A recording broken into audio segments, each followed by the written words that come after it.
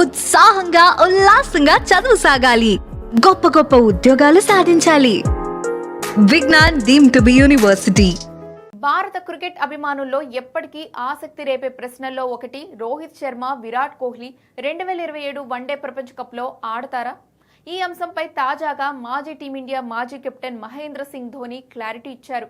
ఒక కార్యక్రమంలో పాల్గొన్న ఆయనకు ఈ ప్రశ్న ఎదురైంది. అయితే వయస్సు కంటే ఫిట్నెస్, ప్రదర్శనలే అసలైన ప్రమాణాలు అని తేల్చి చెప్పాడు ధోని.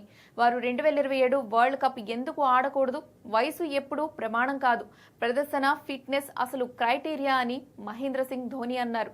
22 ఏళ్ల వాడైన ఫిట్ లేకపోతే జట్టులో ఉండకూడదు. అదే 35 ఏళ్ల వాడు ఫిట్ గా బాగా ఆడితే అతన్ని ఆడించాల్సిన అవసరం ఉందన్నారు.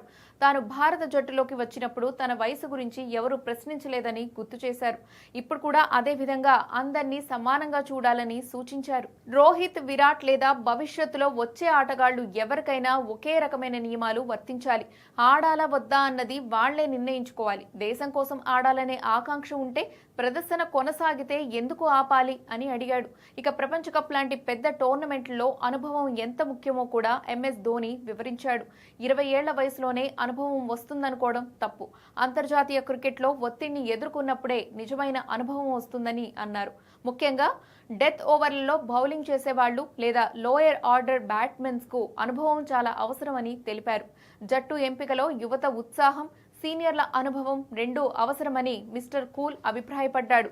అయితే 24 ఏళ్ల ఆటగాడికి ఎలాంటి ప్రమాణాలు ఉంటాయో 35 ఏళ్ల ప్లేయర్కి కూడా అవే ఉండాలని సూచించారు. ప్రదర్శన ఉంటే ఆడతారు, లేకపోతే ఎప్పుడైనా జట్టులో నుంచి తప్పిస్తారు అని పేర్కొన్నాడు ధోని. ఇక్కడ వ్యక్తిగతంగా ఎవరి గురించి ప్రశ్నే ఉండకూడదని తేల్చేశాడు. మొత్తానికి రోహిత్ శర్మ, విరాట్ కోహ్లీ 2027 ప్రపంచ కప్లో ఆడతారా అన్న ప్రశ్నకు మహేంద్ర సింగ్ ధోని సమాధానం స్పష్టం చేయడంతో రాబోయే వరల్డ్ కప్ నాటికి వీరు ఇరువురు ఫామ్ లో ఉంటే తుది జట్టులో ఉండే అవకాశం మెరుగ్గా ఉంటుంది.